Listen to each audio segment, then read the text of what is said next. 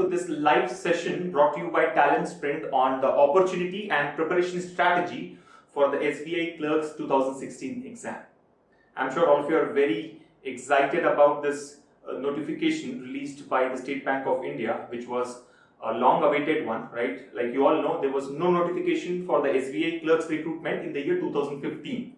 The last time SBI had released a notification for clerks recruitment was in 2014. So this notification has come almost after 2 years, we can say, right? So I think a golden opportunity for all those bank exam aspirants who are aspiring to start their banking career in this year, right?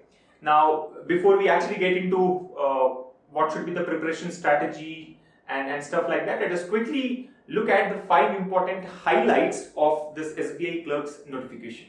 Alright, I think all of you would have already seen one of our videos which we have published on YouTube talking about these 5 highlights, right? So let's quickly look at these highlights and then we'll get into the details.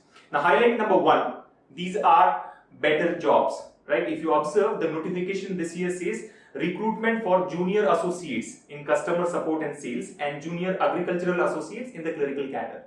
Usually, when a clerical notification is released by SBI, it is for the recruitment of assistants. But the profile now is junior associates in customer support and sales. Now, obviously, being a part of customer support and sales team,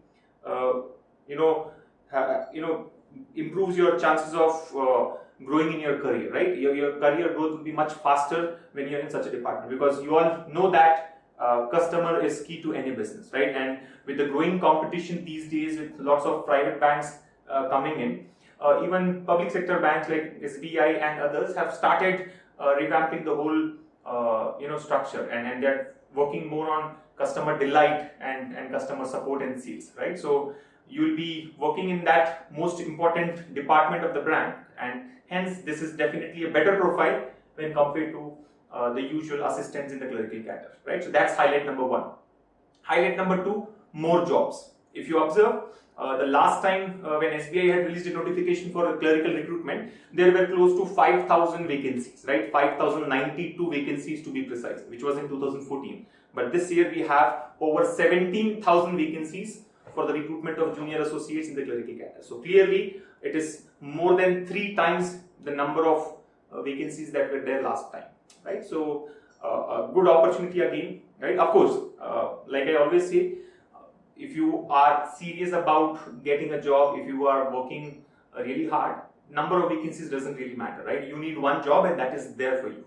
But if you look at it, yes, definitely a feel-good factor that there are more jobs, right? Of course, the competition will also be equally high, right? It is generally a very fierce competition, right? We have tens of lakhs of students appearing for such exams. So with growing number of vacancies, the competition will also naturally grow, but you don't have to worry if you are a talent sprinter, right? You will have the best companion for your preparation for this exam, and if you work hard, if you put in right amount of efforts, you definitely stand a chance to be a part of those 17,000 candidates who will get selected this year. So the highlight number 2 is more jobs.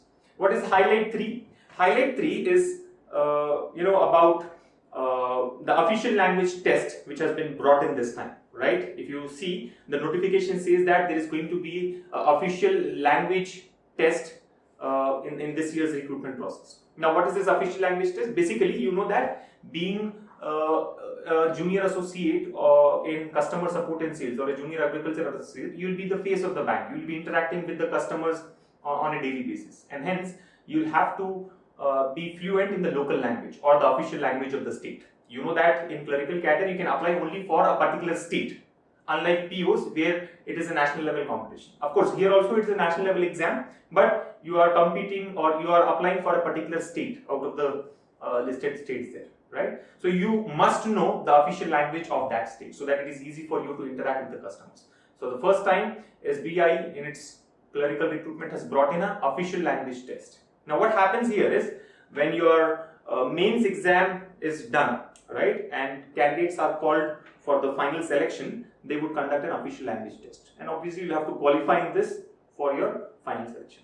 However, if you can prove using your 10th standard certificate or any other certificate that you had studied that official language and you have cleared that official language in your as a part of his schooling, then you need not undergo this test conducted by SBI. You're getting it? Like for example, let's say you are you have applied from Tamil Nadu, right? So you'll have to be fluent in the Tamil language, right? The official language of the state. So either you show that in your 10th standard certificate, you show that yes, I had studied Tamil as one of the languages. So you need not undergo this test. If you don't have that, then you'll have to appear for this official language test, and once you clear it, you will get the call for final selection. Alright, so this is highlight number 3, which is the official language test. Now highlight 4 in my view is really a radical change in the recruitment process, right? You know that the SBI PO recruitment last year was done in 3 phases. Phase 1 was a preliminary examination, phase 2 was main examination, and phase 3 was interview. Same was the case for IBPS and IBPS Clerks recruitment, right? It was expected that SBI Clerks would also have 3 such phases, right? Preliminary examination, main examination, and interview. But the change that they have done this year is in the main examination.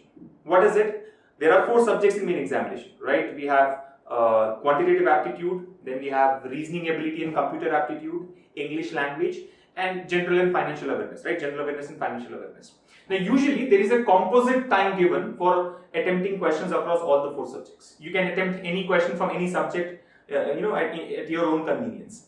But for the first time with the SBI Clerks recruitment this year, we will have a sectional time limit for each of these sections, which means you will be given a fixed amount of time for each of the sections. And then if you read the notification, it says for quantitative aptitude and reasoning ability, we will have 45 minutes per section. And for the other 2 sections, which is English language and general awareness and financial awareness, you will have 35 minutes each. So 45 minutes for quantitative aptitude, 45 minutes for reasoning ability and computer aptitude, 35 minutes for English language, and 35 minutes for the general awareness and financial awareness section. So 45 to 90, 35 to 70. Altogether, you have got 160 minutes. 160 minutes is 2 hours and 40 minutes. So although the total time given is 2 hours and 40 minutes, but it is split for different sections here. Now, is this good or bad? There are different ways of looking at it. I'm sure most of you would say or feel that this is a bad change, right? You are like restricted now. You cannot spend more than 45 minutes in quantitative aptitude, or you cannot spend more than 35 minutes in English language. But the other side to it is, yes, it is actually very good. See, if you understand, if you have already gone through any of these bank exams or competitive exams, you will know that the biggest challenge there is to manage time. 2 hours 40 minutes given to you for 4 sections. Now, usually what happens is we end up spending a lot of time in one of the sections where we are stronger, and we are left with a little time for the other sections. And we fail to clear the sectional cutoff, right? By 1 mark or 2 marks. Although we score very good in one of the sections, in one of the other sections we are left behind by just 1 mark or half a mark, which is very, very painful. You're getting it? See, getting disqualified by 10 marks and getting disqualified by 1 mark. These are, of course, both leads to disqualification, but you feel really bad. It's much more painful when you get disqualified by just 1 mark when compared to a disqualification for 10 marks. You're getting it? So we usually have this problem of managing time, right? The biggest question is, how should I allocate my time across different sections? Now you don't have to worry about it because it's already fixed. It is fixed for all, right? So there is 45 minutes given to you. You do as much as you can in those 45 minutes. Then 35 minutes for English language. Do what you can do in those 35 minutes, right? Similarly for the other sections as well. So that big question that we usually think about before we take the exam, right? The exam strategy that we have of splitting the time across different sections is not there at all, right? That question now doesn't hold true because time is already divided by SBI. The other question that we really worry about is, in what sequence should we attempt these sections? Should I go for quantitative aptitude first, or should I go for English language or reasoning ability or general awareness? So based on your own strengths and weakness, you devise a strategy and you have a particular sequence in which you would like to attempt the sections, right? And you will have your own time allocation. But now that the time is already fixed, it is obvious that the sequence in which the sections would appear would also be fixed. You will not have the flexibility of moving from one section to the other section in between, or taking any section at your own will, right? You'll probably have the first section coming first, which may be quantitative aptitude or reasoning ability, right? Then, as decided by SBI. So the 2 big questions that we usually, worry about, time allocation and sequence in which you must attempt the sections, now do not hold true, right? Hold good, because it is pre-fixed, right? It is pre-decided. So I would say this is good. You don't have to worry about those two things. So start working on the content now, right? Start working, practice on more number of questions so that you can maximize your score in that limited time given per section. But remember, this sectional time limit is applicable only for the main examination and not for the preliminary exam, right? The preliminary exam will have 1 hour of time for those 100 questions there, right? From numerical ability, reasoning ability, and English language. We'll get into details of both the tier 1, the preliminary exam and the main exam, but the highlight here is there is a sectional time limit for the main examination. And highlight number 5 is that interviews still remain a question mark. While we were expecting that there won't be any interviews for recruitment of POs and clerks in the banking system, or for that matter, as per the government mandate, there should not be any interview for the recruitment of Group B and Group C posts. But surprisingly, the notification reads that there may be interviews subject to the approval from Government of India. So if they get an approval from the government, they would conduct interviews. They may conduct interviews. So it still remains a question mark. We will only get to know when they come up with the official confirmation of that. But notification clearly says that there can be interviews. It all depends on whether the government approves it or not, right? So that is highlight number 5.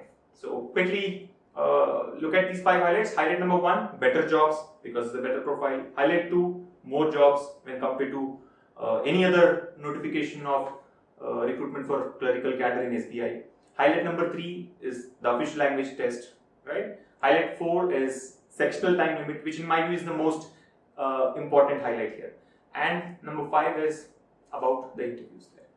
So those were the 5 highlights. Now let me quickly look at the questions that you've posted. If there's anything relevant to be answered right away, then otherwise we'll move on to the discussion about how do you prepare for this exam, right? And what exactly is the opportunity. So I can see a few of you have just joined, right? Sonia says good evening. So good evening, Sonia, welcome. I guess you are a little late to the session, but don't worry. You haven't missed much so far. Then Pranavi says, please tell the strategy for SBI Clerks preliminary exam. Well, definitely we'll discuss about the strategy there. We'll not be worried about the exam strategy. We'll work more on the preparation strategy. How should one prepare for this exam, right? Preliminary exam and followed by the main examination and so on. Monica Sahu says, what about interview? Well, Monica, I've already mentioned, interviews may or may not be there. It is subject to approval from the Government of India. Then we have one important query that for agricultural associate, the syllabus of main exam is same like junior associate. Please explain it. This is from Praveen Kohli. Well, Praveen, if you look at the notification, the recruitment process remains the same, both for agricultural associates as well as associates in customer support and sales, right? The pattern, the syllabus would remain same for preliminary as well as the main examination. What differs here is the eligibility criteria. Remember, for you to apply for agricultural associate post, you must have a degree in agriculture. You're getting it? A qualification in that particular stream. Whereas for the other profile there, which is junior associates for customer support and sales, you can be any graduate, right? So that is where the difference comes. Exam would remain the same, right? The way the exams would be conducted, both preliminary and main exam will remain exactly the same.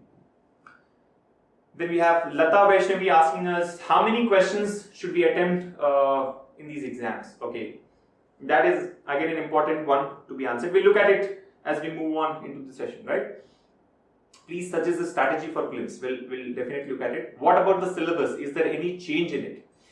Well, and this question has come from AC114294. Well, I don't know what your name is, but important question. Is there a change in the syllabus? Notification doesn't mention anything like that, right? And usually when it comes to bank exam recruitment notifications, whether it is SBI or IBPS, they generally don't talk about the syllabus in the notification. Unlike SSC CGL notification. If you see SSC CGL or notification for any of the SSC exams, it clearly defines the syllabus, that these are the areas that we are going to test. And within these areas, these are the topics that would be tested, which is not the case in bank exams, right? So I would say the most predictable thing about bank exams is unpredictability, right? If you really ask me what the syllabus is, we can only talk about what has happened so far.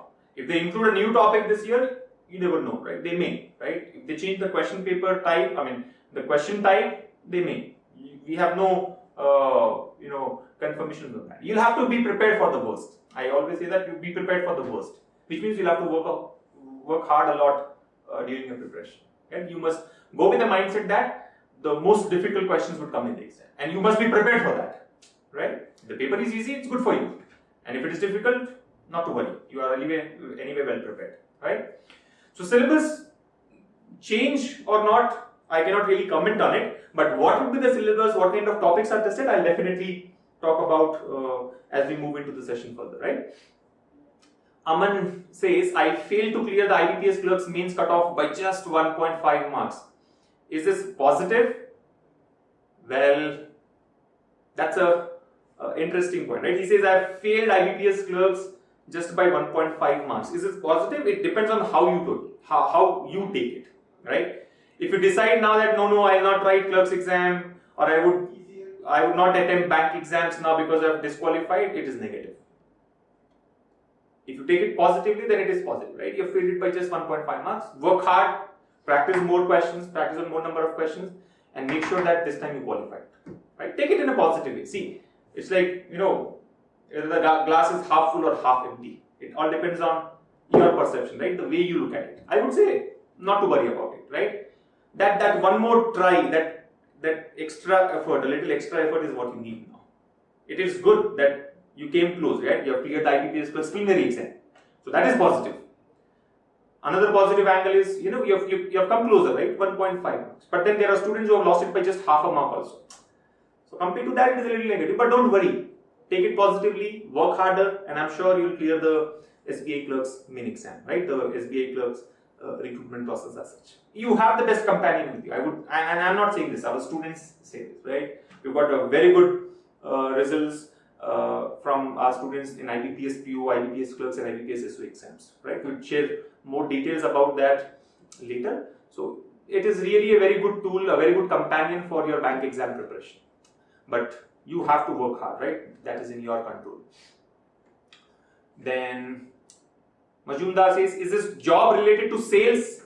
Well, yes, it would be related to sales, right? You are an associate in customer support and sales. Definitely, your job will involve doing the sales. But does that mean that you will not apply or you will not appear for it? No. Does it change your preparation in any way? No. So just go for it. I mean, SBI is a brand and that calls for it. So, and getting a workex in an organization like SBI, even though it is sales, it is great. Like I told you, right? Don't look at it in a negative way, that it is a job in sales. I know people usually don't like sales jobs, but that is where you actually grow, right? Your career growth is much faster in a sales job than in any other department or any other profile, I would say. It depends on how you take that role and how you perform there, right? And that is applicable in any other role as well. So take it positively. Pranavi says, why number of posts? Okay, I think Pranavi has posted a question for Pallavi. Kathiresan said, when will you take algebra? Well, yeah, this is important. I would like to actually bring your attention to this, right? Or your attention of all of yours to this point. Actually, the session today was meant to be on algebra for the SSCCL exam. We were supposed to discuss the most important method or the smartest method to answer questions from algebra. I know the students who had come prepared for that session or who are going to appear for the upcoming SSCCL Tier 1 exam would be a little disappointed that we have changed the session today, but do not worry, because we will plan for the algebra session again, and this session was changed to a SBI Clerks Opportunity 1 because of the notification, right? It is important that you are clear with what the notification is, what are the changes, what is the highlight, and what exactly is the opportunity and how do you prepare for it. Alright, so don't worry, we'll have a session on algebra, we'll plan for it again, but today's session has been changed to the SBI Clerks preparation strategy. Anurag says, how do you divide time in each section? Well, Anurag, if it is about preliminary exam, we'll work on that, we'll discuss that. But again, I think you need not really worry about it today, right? How do you divide time in each section for a preliminary exam? We can work a little later. Today, let us worry about how do we prepare for these sections first of all, alright? And if you are asking me the time allocation for main exam, I've already mentioned. We need not worry about it because SBI has already decided how much time we are going to spend on each of these sections. So that's how you'll have to take it. Then, is it real that clerk post vacancies as before, or those are yet to come? Sir, and how about refresh classes for SBI Clerk? I guess you are one of our students, right? Let me talk about the SBI Clerk refresher. Well, like you all know, all the TalentSprint students get access to live refresher classes where we discuss, important questions. Not important questions, but questions which can be relevant for the upcoming exam. Like currently, the SSC CGL Tier 1 exam refresher is going on because the immediate exam, next exam that we have is SSC CGL Tier 1 exam, right, in the month of May. Similarly, we'll plan a refresher for the SBI Clerks as well. You will get to know about all those sessions, and the calendar would get updated in a few days from now. Alright, so don't worry about that. And I think your other question was about the other notification for SBI Clerks. No idea. I would say I have no idea, may not come, right? So don't wait for it. I mean, give your best in this itself. Okay, so I think questions would keep coming in. I would take a break from that now and look at what the actual notification is, right? So I have a copy of notification in my hand here. So let me quickly go through the important points mentioned. Although we have discussed the highlights, let me just quickly run through it, and then we'll discuss about the clerical recruitment pattern, right? Preliminary exam, main exam. What are the different areas that will be tested, and how do you prepare for each of these areas? So let's quickly run through it. Now, like I said, preliminary exam will be conducted tentatively in the month of May or June 2016. So very important. First of all, application, right? Application has already started on 5th of April, right? And the last date to apply for this exam is 25th April. Although SBI's website was down for the first 2 days, right? 5th and 6th of April, I don't think any student was able to complete the application process because the website was down due to heavy traffic. But now it is up and running, so I would strongly recommend that you complete your application process at the earliest. Please do not delay it anymore, right? Usually we see that many students, keep postponing it to the last day, and then they fail to complete the application because of heavy traffic during those last few days there, right? So don't let that happen to you, because that would be your mistake, not the website or not the SBI mistakes, as to say so, right? So ensure that you complete your application process well in advance, right? You can just read the notification in detail, be prepared, be ready with your scanned photograph and scanned image, scanned signature, right, which are to be uploaded during your application process, and make sure that you complete it well in advance. I would say in the next 2-3 days you must complete the application, right, and be free from that application thing in your mind, right? Complete your application.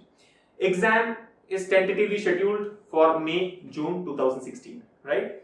So in the worst case, I would say it will start in the mid of May, right? Let's say it starts mid of May. So we have about 1 month left, 30 days left. So will these 30 days be sufficient to crack the SBI Clerks exam? Definitely yes. You have the best companion with you have the best tools with you, right?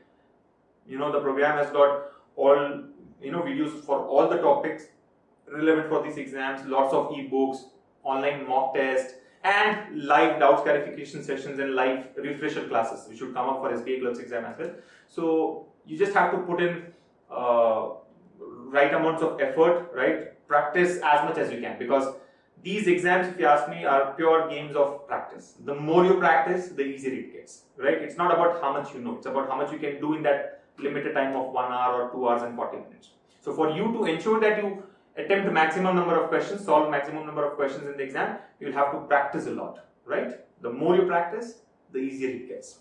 So, your preparation, I would say, has 2 parts in it. One is, 2 modes, I would say, right? One is the learning mode and the other is the practice mode. Learning mode is where you learn all the concepts, get to know about all the smart methods, shortcuts and techniques to answer different types of questions from different sections. And practice is where you practice on what you have already learned. So you should, get done with your learning mode as quickly as possible. First and foremost, complete your application.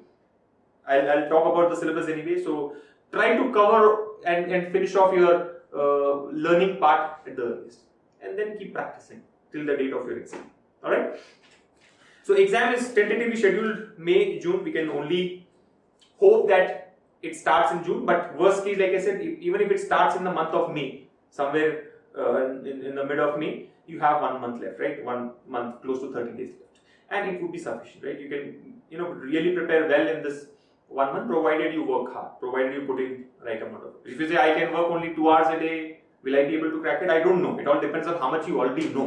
Have you attempted these exams before, right? If you have already attempted such exams, you would know what the syllabus is, you will know all the concepts, the topics, and the shortcuts and all, right? So it is only to do with practice. But if you haven't attempted these exams, if this is the first time that you are going to appear for such exam, then you'll have to put in, more efforts, because you will be competing with people who are like you and people who have had 1 or 2 years of experience in these kind of exams, right? So that has to be understood very clearly, all right? So the first thing is about the date there. Now, vacancies at state level and across the 2 profiles, junior associates and junior agricultural associates, have been given, so you can just go through that. Maximum number of vacancies are in Tamil Nadu, but like I said, it doesn't really matter. What you need is 1 job, and that's there for you, right? If there are 17,000 jobs, you don't say only 17,000, right? I usually find many students and many candidates saying that there are only 4,000 jobs, only 5,000 jobs, only 10,000 jobs, right? Only 17,000 jobs. So how would I qualify? Boss, how many jobs do you need? You need only 1 job, and that's there. So if there are 17,000 jobs or 17,000 vacancies that are going to be filled by SBI through this notification, I would say there are 16,999 extra. It depends on how you look at it, right? Don't say only 17,000. You must say 16,999 vacancies are additional, right? Are extra. And this one is for you. So that should be the attitude. You must be confident that yes, I'll make it, and prepare accordingly, as simple as that. So don't worry about the number of vacancies, what would be the competition, what would be the cutoff, what was last year's cutoff, or the last exam's cutoff and all that. Doesn't really help. If you ask me, worrying about cutoff makes no sense. Instead, spend time on preparation, practice a few more questions, and boost your chances of selection. You getting it? So it's about vacancies and all that. Then there is also a special recruitment for Meghalaya and Kashmir Valley and Ladakh there. So those details anyway may not be relevant for all of us, only those who belong to those regions, right? Now, eligibility criteria. Now you know that students who are also in the final year of their graduation can appear for this exam, provided they prove that or show that they had graduated by 30th June 2016, right? So if you are confident that you would get your results or you'll complete your graduation by 30th June 2016, go apply for it, which is again very, very good, right? You don't have to wait for completing your graduation and then appear for these exams, right? Go apply, because it allows you to apply even if you are in your final year of graduation, right? Academic qualifications I've already mentioned. For junior associates, you have to be graduate in any discipline recognized in a recognized university, and for agricultural associates, let me stress on this, graduation in agriculture or agriculture allied activities from a government recognized university or institute, right? So that is the difference. Examination pattern or syllabus will not be different, right? The difference here is your educational qualification, academic qualification. If you want to appear for agricultural associate, then you must have a you must be a graduate in agricultural discipline or agricultural allied activities, right? And then age limit and all those details are there. You can anyway look at it. Let us now jump to the important part, the most important part, selection procedure.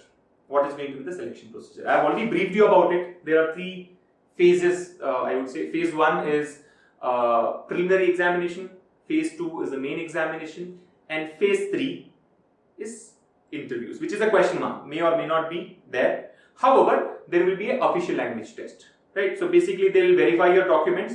If your documents prove that you have studied the official language, you are through. Otherwise, you have to take that official language test in whatever format they conduct, and if you clear it, you will get finally selected, right? So let us now quickly work on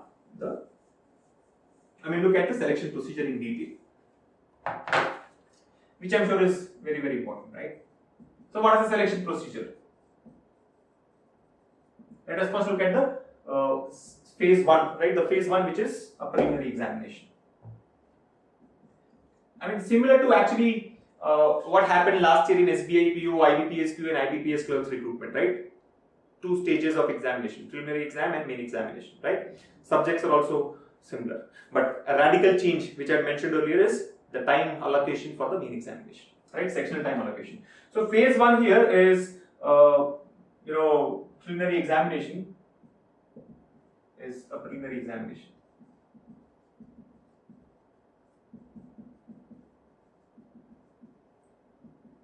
Right? Now, what are the different subjects here? English language. Then we have numerical ability. Right? See, I'm putting this on board only to draw your attention to some important points. Right? See, this is not called quantitative aptitude. This section is not called quantitative aptitude. It is numerical ability. Right? So the type of questions asked would be a little different, right? It will not be similar to the usual quantitative aptitude questions. They'll focus more on your numerical ability. And how do they test it? Through questions like simplifications, approximations, number series, a little bit of data interpretation, right? And then a few arithmetic questions as well. Alright? So numerical abilities, the second section. And the third section here, reasoning ability.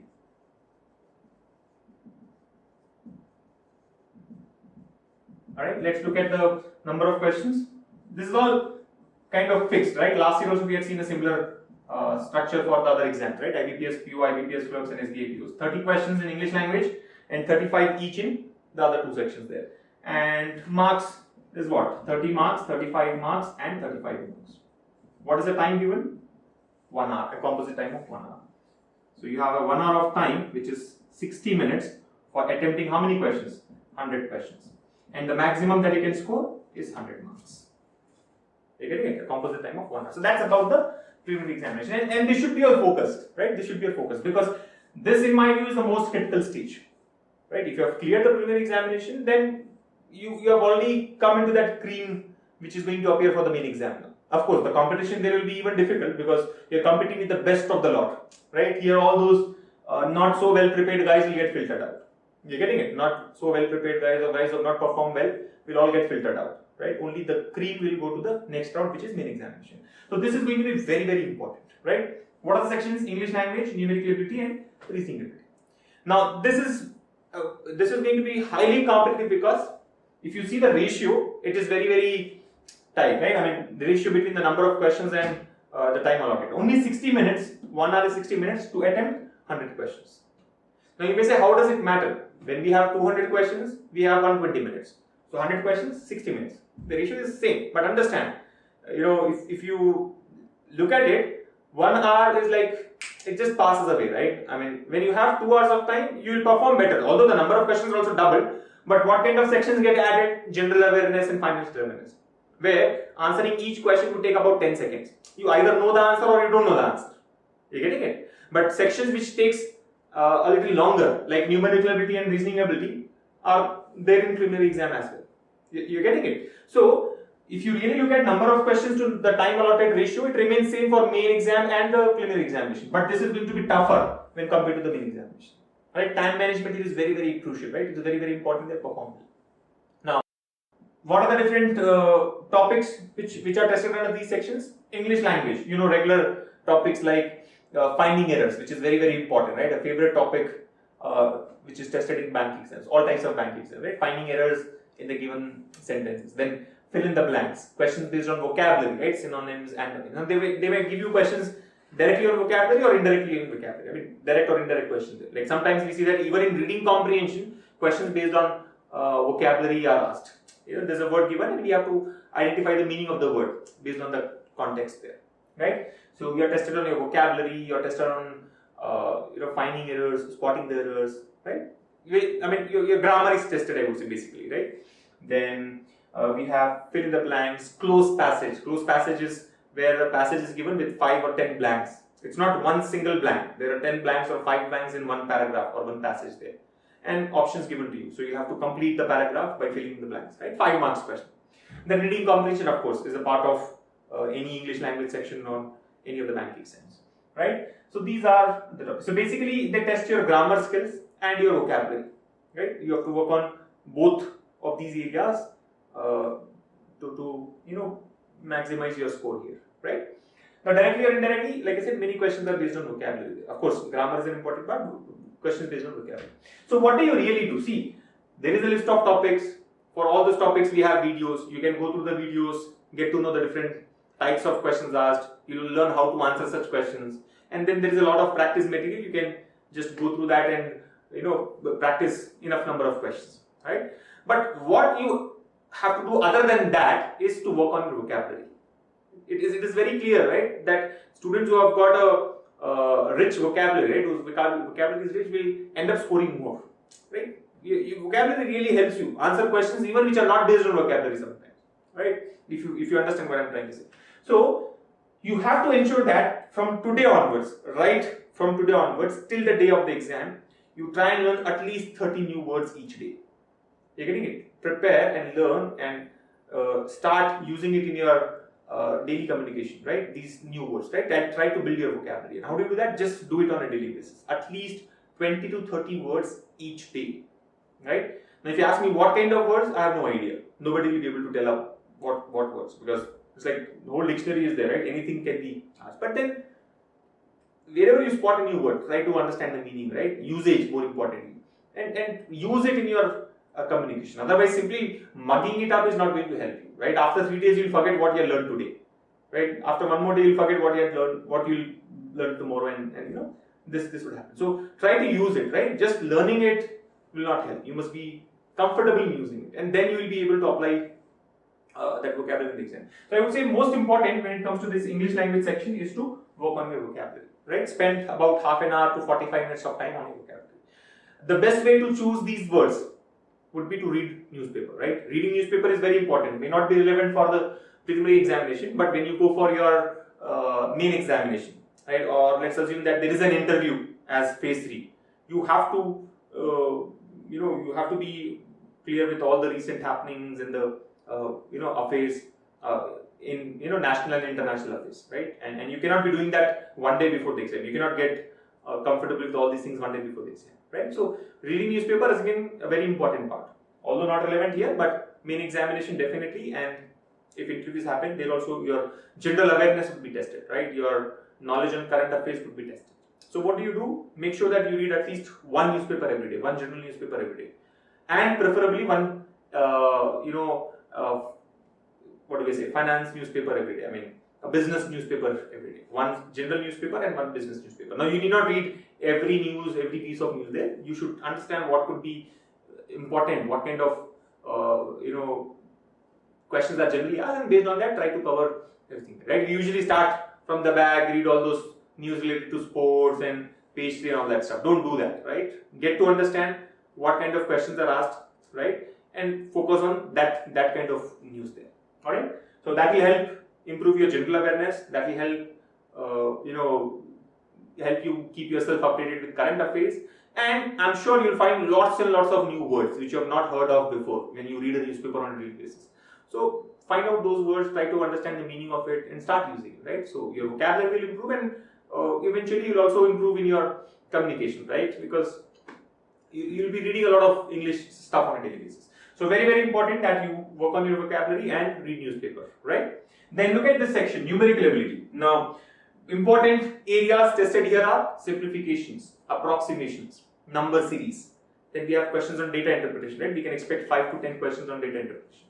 And then all the other arithmetic aptitude questions may also be asked, right? Like questions from percentages, profit and loss, simple and compound interest, time and work, time and distance, racial proportions, allegations and mixtures, ages, partnership, right? You may get questions on permutations and combinations. May not be very complex, but basic questions of permutations and combinations, right? And then, in data interpretation, you may have a caselet given here, right? Caselet is also one type of data interpretation, right? Or a set theory based question and data sufficiency based question, right? So you can expect questions from all these topics. So if you really ask me, is there a topic which I can say will definitely not be asked in the exam? No. Right? Usually we say that probability is not a part of it, but who knows? Have they defined it? Have they mentioned it anywhere that probability question will not be asked or permutation and combination will not be asked? No. So they may ask you questions on any topic there, right? So I would say prepare everything, right? You ensure that you prepare everything and practice as much as you can. You're getting it. You should not be surprised by seeing a probability question tomorrow, because like I said, the most predictable thing about these exams is unpredictability. right? It may appear. So everything has to be prepared on, but your focus should be on simplifications, approximations, and these type of questions, because they are actually testing your numerical ability, not your arithmetic ability in true sense. Yes or no? So how do you deal with numbers is important, and topics which will test your numerical ability are these, right? Simple equation is given to you with a question mark. You'll have to simplify that, numbers and different arithmetic operators. Simplify that and find out the answer. Then approximation based question, right? You have to find out an approximate answer, calculate an approximate answer. Number series again. There is a series of numbers given to you. Find out the missing number. So based on that pattern, right? What is the pattern? You don't know. You'll have to identify the logic. It's all trial and error based when it comes to number series, right? Trial and error based questions. So try to identify the pattern. If you get the logic, right logic, then you can easily find out the missing number. Alright? So these are the topics. Now you will learn all the topics, you can learn all the concepts, shortcut formulae, smart methods of answering the questions, all that can be done. But what should you focus? I mean, other than that, what should you really do so that you can improve your score here? Like in English language, we have seen vocabulary is very important, right? You have to build your vocabulary. Here, you'll have to improve on your calculation ability. If you ask me the one reason why maximum students are left behind, right? Most of the students are left behind in such exams is because they are poor in calculation.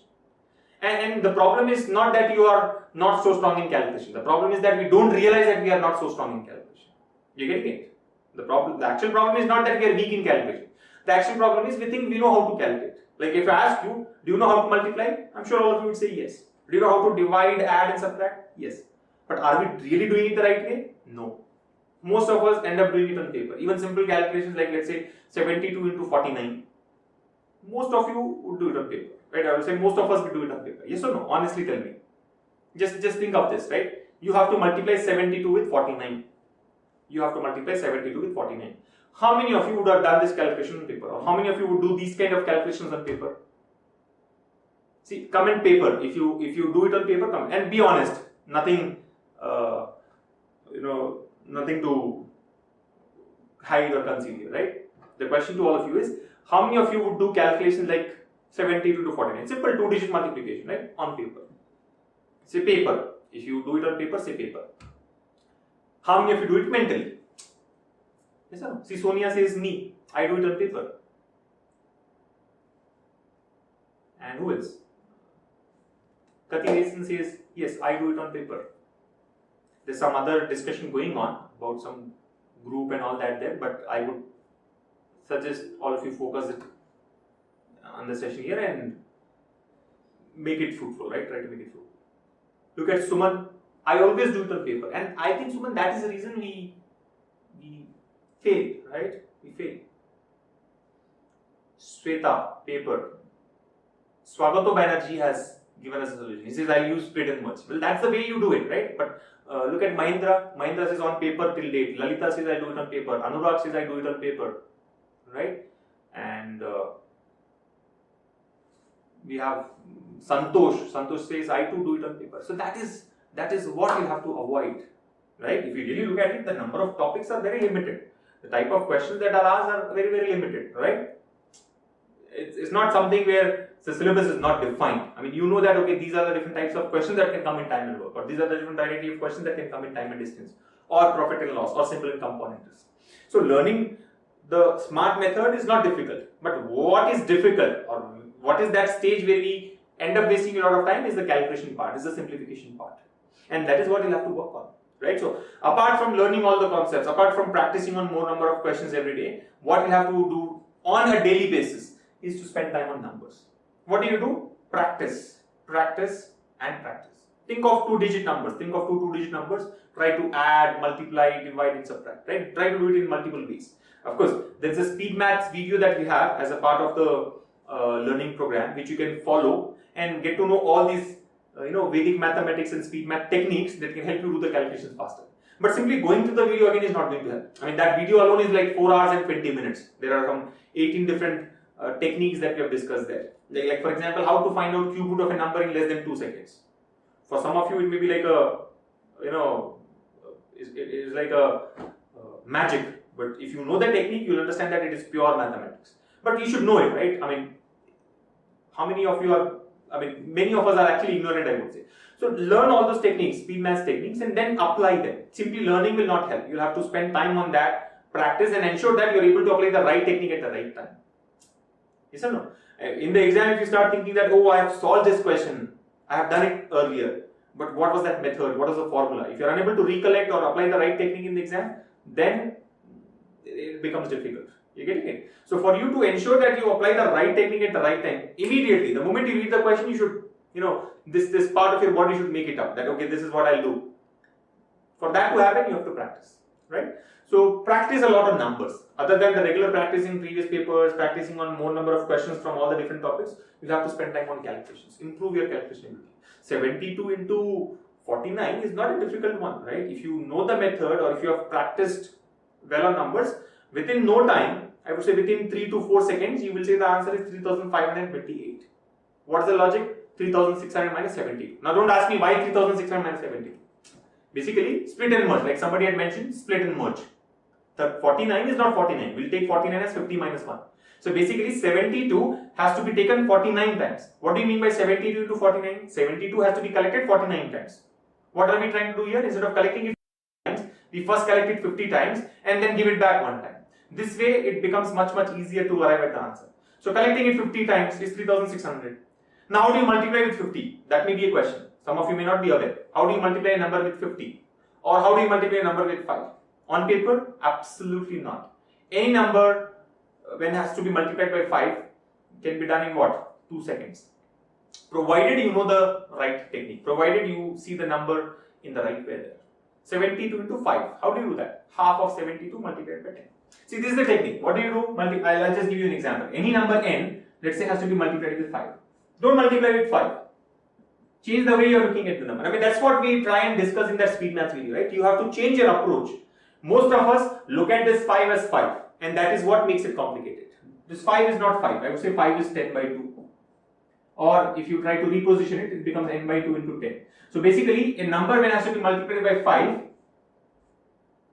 in one way you can multiply by 5 directly, right? That's the conventional way of doing it. But instead of that, you take half of the number, and whatever result you get, multiply that with 10. This would give you the answer much faster than compared to the regular method, the conventional method. Try it out. 14 into 5. Now most of us may know the answer. We have learnt it by heart, right? 14 5 is 70. But look at it. Instead of multiplying by 5 or, forget that you know the answer. Just look at this. Half of 14. 14 by 2, right? N is equal to 14. Half of 14 is 7. 7 into 10 70. 4 into 5. We know the answer is 20. But do it this way. Half of 4 is 2. 2 into 10, 20. 4 into 5 is 20. 8 into 5. Half of 8 is 4. Into 10, 40. 9 into 5. Half of 9 is 4.5. Into 10, 45. I can see most of you already started, discussing, posting about the technique. Right? Lalita, I can see, says half and multiplied with 10. Yes, that's the way you do it. But how many of us really know this? This is what is important. You're getting it? So, half into 10. Like 24 into 5. 120. Half of 24 is 12. Multiplied by 10, right? 36 into 5, half of 36 is 18, so 180. 72 into 5, half of 72 is 36, into 10, 360. You're getting it? 88 into 5, 440. 66 into 5, 330.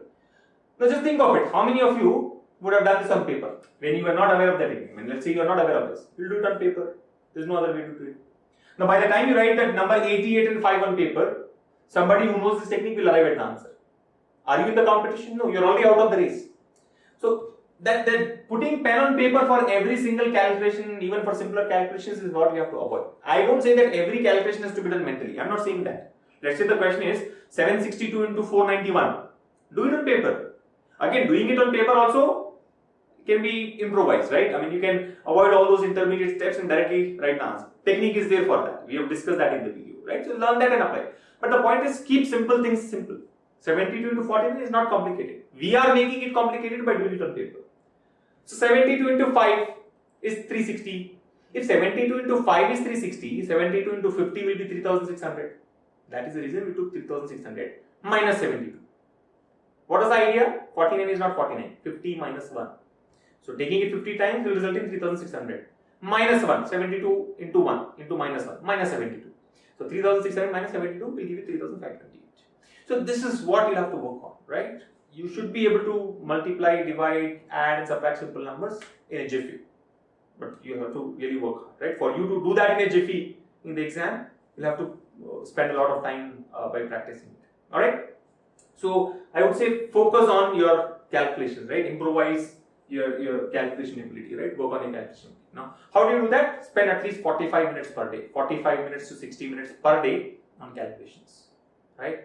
One way I can help you is, suggest you to download the Banker's Choice app. I'm sure many of you are aware of this already. We have an app, a Google Android app basically called Banker's Choice, right? Banker's Choice. This is available on the Google Play Store, right? Only for Android users as of now, right? Banker's Choice is the name of the app. So download this app. Now, how will this app help you improve your calculations? There's one feature in this app called Speed Math Challenge. So basically, what happens is there's like a game. You start the game. You have 3 minutes of time, and numbers would pop up with different arithmetic signs. All you have to do is do the calculation, mark the answer. So see how many calculations are you able to complete in 3 minutes of time, and try to beat your own score with every time you play that game, right? So that way you don't have to worry about which number should I choose, how do I choose, whether my answer is right or not. That all will be taken care of by the app itself. All you have to do is look at the numbers, look at the operator in between, plus, minus, into, divide, and do that calculation. 4 options will be there. Mark your answer. Choose your answer, and try to do as many calculations as possible in that 3 minutes of time, right? So do it like 15 times a day. Play that. Take that challenge 15 times a day. So 3 minutes into 15, 45 minutes you have spent already, right? And you have done enough practice. You will start feeling the difference, right? I mean, initially it may be difficult. For the first few days, 3 days, 4 days, 5 days, maybe up to 10 days, you will find it a little difficult. But the important point here is to continue doing it. Even though it is difficult, just continue doing it. One fine day, you will feel, yes, I can do it well now, right? You will start feeling the difference yourself. So the idea here is to just walk that extra mile, right? Do that, put that extra effort, and you'll surely find it very easy. Alright? So that's about numerical ability. And reasoning ability, I would say, is like a top section where limited topics again, right? And the best part of the section is usually there are 5 marks questions. In English language and numerical ability, we'll find that every question is independent, right? Every question is independent. It's a 1 mark question. But here, like, questions are asked with a common data, like circular arrangement. So there's a common data followed by 5 questions. Linear arrangement, common data followed by 5 questions. Machine input output. So there's a common data followed by 5 questions. Right? Same is applicable for, let's say, assignment based questions, right? Or blood relations can be asked as a 5 marks question, right? And then there are topics like syllogisms and coded inequalities, right? And directions, alphabet, where we can get independent questions, right? But if you know the SMART method, this can actually become your score booster, right? Reasoning, some students find it very difficult, but if you know the right approach, see, there's no formula here. Unlike quantitative aptitude, we don't find formulae here where you can substitute the values and simplify to arrive at the answer. The approach is important. What is your approach? What is the method that you are following, right? I know that a question from linear arrangement, or let's say assignment based question, where you have to find out, there's a group of 7 persons, find out which person likes which color and studies in which class. You getting it? Assign parameters to a group of persons there, right? This question, if you are not aware of the SMART method, if you use that conventional method, it would take about 8 to 10 minutes, where people draw a big table and put those check marks and into marks, right? But if you know the SMART way, the same question can be cracked in less than 2 minutes. Of course, 8 to 10 minutes for 5 marks, 2 minutes for 5 marks. So it is very, very important that you get to know all this, all the SMART methods, so-called SMART methods of answering such questions, right? Then again, questions from blood relations. If you follow the family tree diagram, family tree for every question, you'll come to the answer, no doubt. But time is important, right? Time is very, very crucial. So you have to learn the SMART methods, right? Same questions from blood relations can be answered even without writing the family tree, right? Every question doesn't need a family tree for you to arrive at the answer. Syllogisms again, right? So people follow different methods. You should know that Venn diagram is the best way to answer, right? Initially it will be difficult, but then once you are comfortable, it becomes the easiest way to arrive at the answers. Right? Machine input output. There are 2 different ways, like I've explained you for assignment, right? Completely different. I mean, time taken for both the methods will have a huge difference in it. So very, very important. You should learn the approach there. And practice is the key. This section, I would say, nothing that you'll do on daily basis, like vocabulary and calculations. Yeah, there's nothing that you can do on a daily basis, but practice questions every day.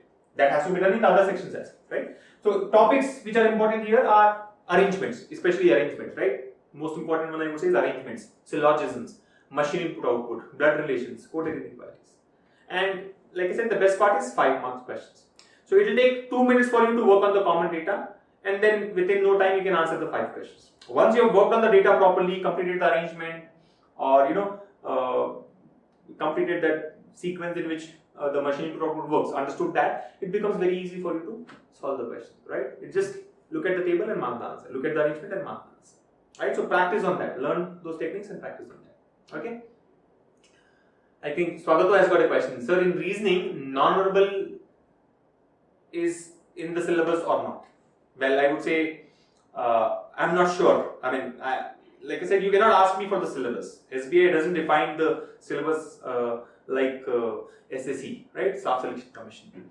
But from my experience, I can safely say that don't worry about non-verbal reasoning. 2 reasons for it. One is that since the day the exams have gone online, all these exams are online for last 2-3 years, right? Bank exams. Since that day, non-verbal reasoning questions have not been asked. So it's like kind of they have dropped. But that doesn't mean that they'll not ask in future. They may ask, right? But you need not focus on it, right? So, I mean, for obvious reason that putting a pictorial question is a little complex. I mean, I will not say that they'll not do it in the exam, but in an online exam, asking non-verbal questions is a little challenging, right? However, they can give you questions on that as well. So don't focus too much on that. The second important reason is, what is non-verbal reasoning? A figure series is given to you. You have to find out the missing figure, or you have to complete the figure there, right? I mean, that's not non-verbal reasoning, right? Figure series and questions based on that, right? Figure series of finding out which figure is wrong out of the given 5 figures. Is there a method? There is no method. That's like number series. Look at number series in numerical ability. Is there a method to answer the question? No. You may or may not get the answer. You practice 5,000 questions. Will you be able to get 5 out of 5 in the exam in number series? Not guaranteed. You don't practice at all. Can you get 5 out of 5 in the exam? Yes, you may.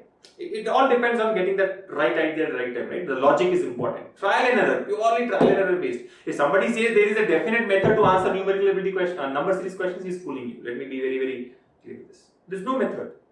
Of course, there are some techniques that you can follow, right? Like usually when you see this kind of pattern, try to apply this logic. May work out.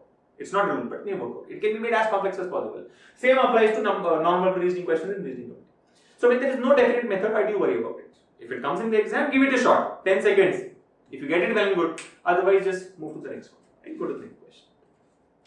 So I think that is about the phase 1 examination, which is our focus for the session today. And then when it comes to preliminary exam, the phase 2 exam, what happens? There will be one more section which gets added here. Of course, with different number of questions, and this time we have a sectional timing. So what happens? English language will remain. Numerical ability will become quantitative aptitude. So they'll ask you more questions on quantitative aptitude, the arithmetic ability and data interpretation like stuff. Reasoning ability will remain, right? But they have also included computer aptitude here. So there will be few questions on computers, your basic knowledge of computers. And the fourth section is general awareness or financial awareness, where the focus will be on questions related to banking, right? So that's about. So let me quickly put that as well. So phase 2 is the main examination, right?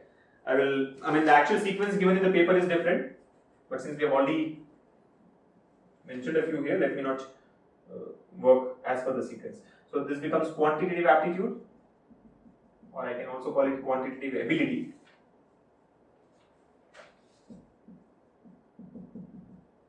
Right? Reasoning ability is there, and then there's one more section which is general awareness or financial awareness.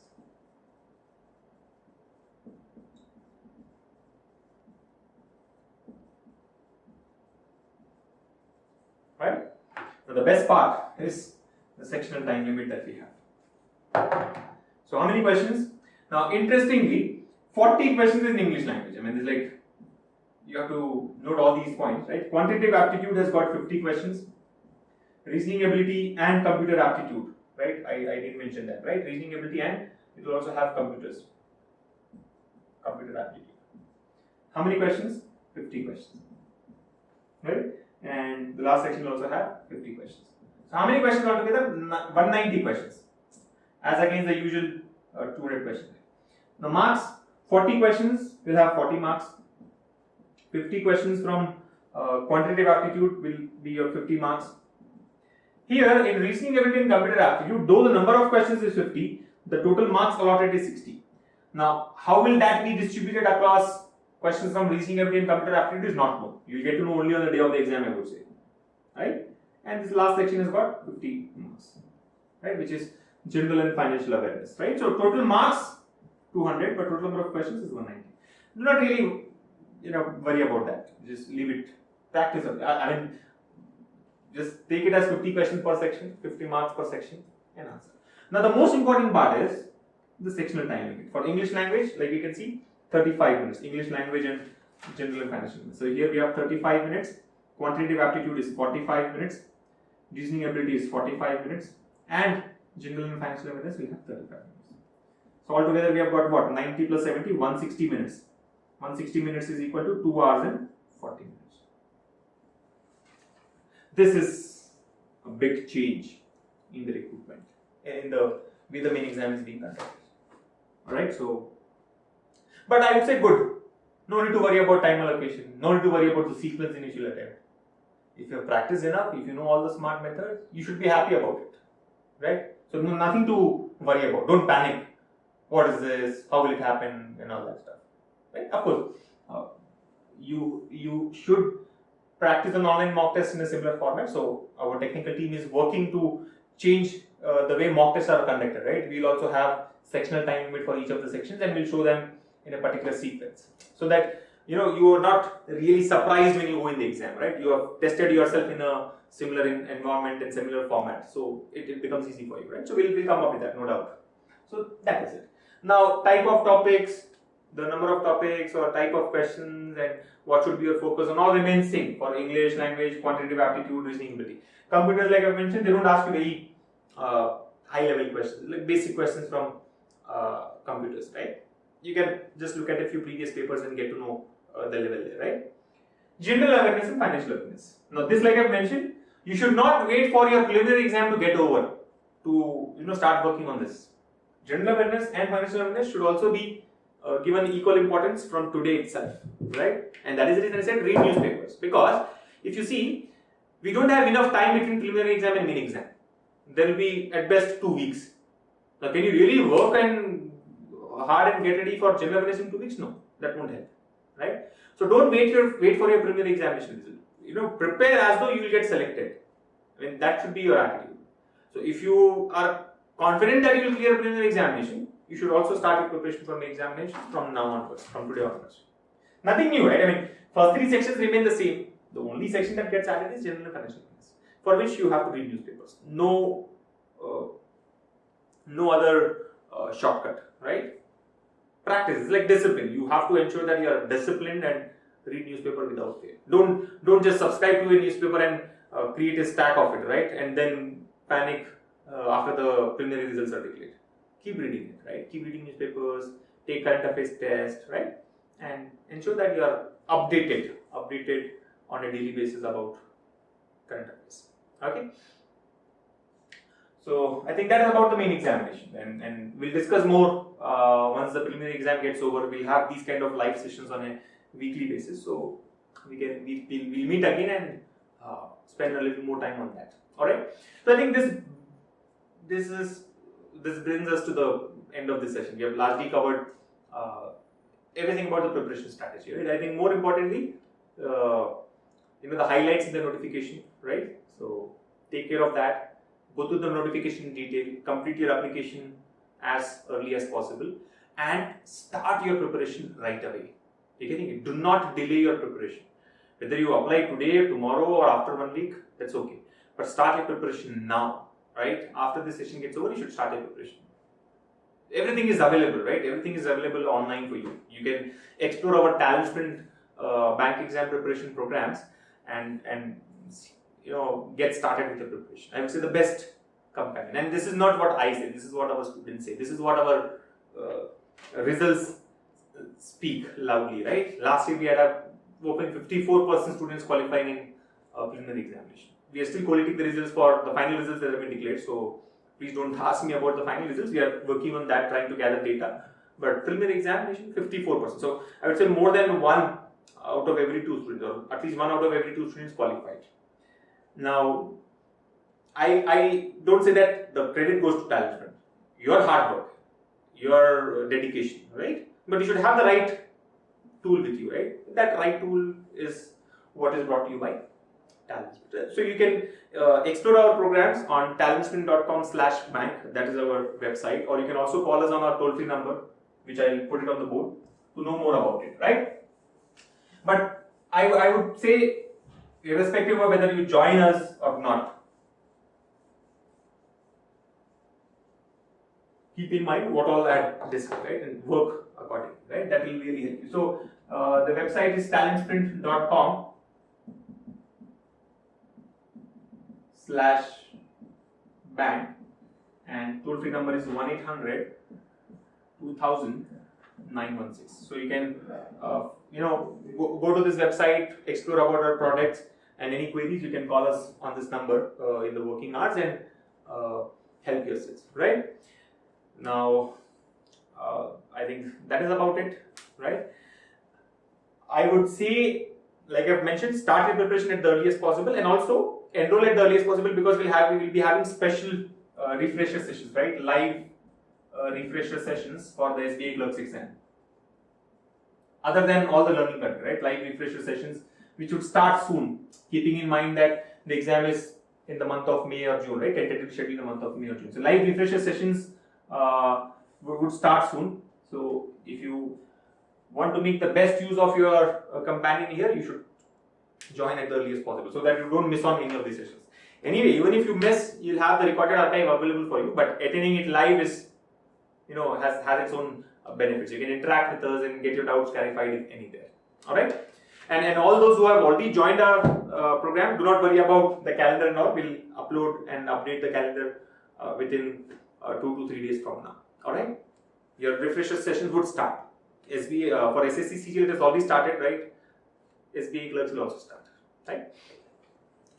So let me quickly run through the chat there. If there are any queries, you can post now. Please do not post subject-related queries, because there's not. This session has got nothing to do with the subject. We'll have. We'll plan for more sessions. Like you all know, we have 3 live sessions every Wednesday at 6 p.m. So we'll plan for sessions on these different subjects: numerical ability, reasoning ability, and English language, and try and discuss the previous year's papers. Of course, we don't have any previous year paper for SBI Clerks exam, but keeping in mind the pattern of bank exams, we would cover important question types to those live sessions. So details of which will be made available through our Facebook page and YouTube channel. You can follow those too to get the details about the upcoming live sessions. Okay. So any questions? Jay says, please reply. Jay, I want you to please post your query again. Ramdas Jaiswal. Oh, very important question. Please tell us about the cutoff for the SBI Clerks preliminary examination. I don't know. I repeat, the cutoff for SBI preliminary examination or main examination. Of course, you are asking me for a predicted cutoff. You want me to estimate what the cutoff would be. I will not do that. I don't know. See, tell me, understand, how will it help you? Will it help you? I'll say, okay, the cutoff out of 100 marks would be, let's say, 72. What will you do? Will you change your preparation strategy somewhere? No. I'll say cutoff will be 40 marks. What will you do? In the first place, I don't know what the cutoff is. I mean, I don't even want to predict. That's like, asking who will win the next match. IPL is going on, right? So let's say who will win the next match. Or yesterday there was a match between Sunrisers Hyderabad and the Royal Challengers Bangalore, right? Do you know who will win? I'll give you a history of all the matches played between these two teams. Will that help you? Now you may ask me, what was the last year's cutoff? Based on that, doesn't help.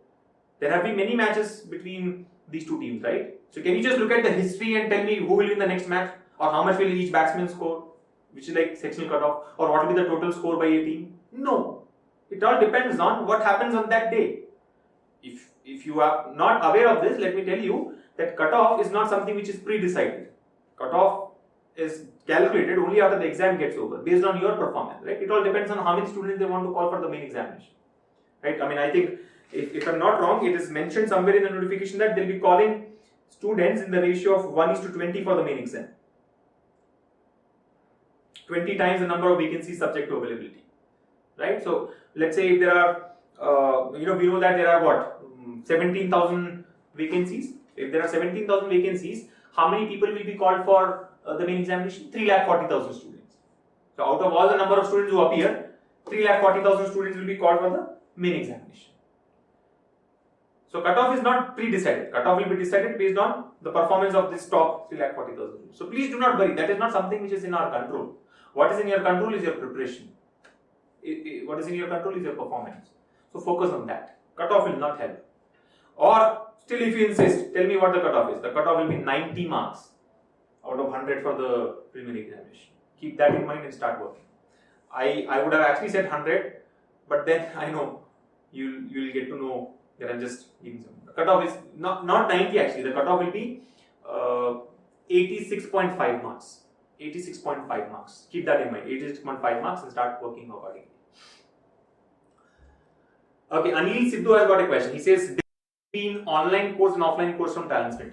Well, Anil, there's no difference. The content would remain the same. It is just that if you go for an offline course, you would be given a pen drive which will have all the video lessons and ebooks in it. So you don't need to have an internet connection to access the videos and ebooks. But for the live sessions and mock tests, you'll have to come online, right? So that is the reference. If you need more details, you can call us on 1-800-2000-916 to, clarify your queries there, get answers to your queries. Swati says, please tell the dates of preliminary examination. I only wish I was in the body which conducts these exams. I could tell you the dates secretly. I am not aware of what the dates would be, right? I can only say tentatively May and June. See, I only know as much as you know about this notification, right? There's nothing more that I would know. It may sound a little different, but that's it. I mean, that is the truth, right? Do you expect me to know something more than what is given in notification? No. I can only read this and tell you what is that. Yeah. So I don't know what the dates are. I can only say that it is usually Saturdays and Sundays. So you just check what Saturdays and Sundays of May. Anything else? Or shall we close the session? Ramdas is 90, sir. No, not 90. 86.5 Ramdas. The cutoff will be 86.5. Cutoff will not be 90. That was a wrong calculation. I checked it again. It is coming out around 86.5 marks.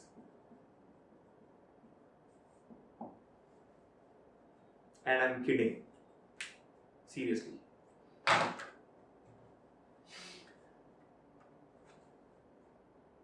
And don't ask the same question again. I'll only increase the value, right? If you ask me once again what is the cutoff, I'll say it will be 93.4.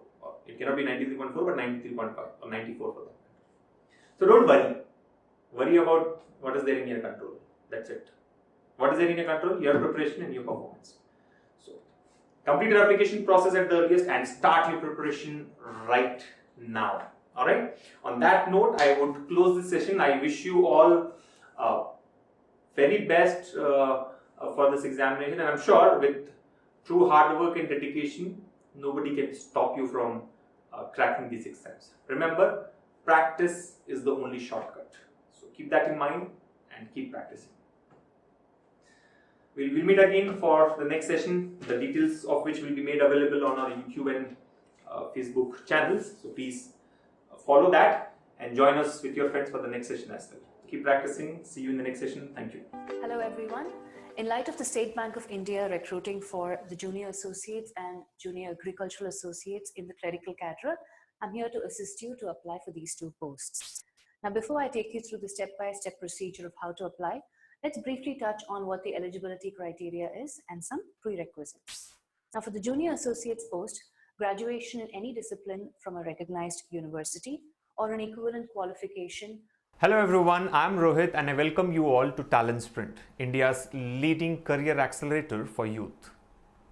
If you are highly aspirational about cracking bank and SSC exams, then you have landed at the right place.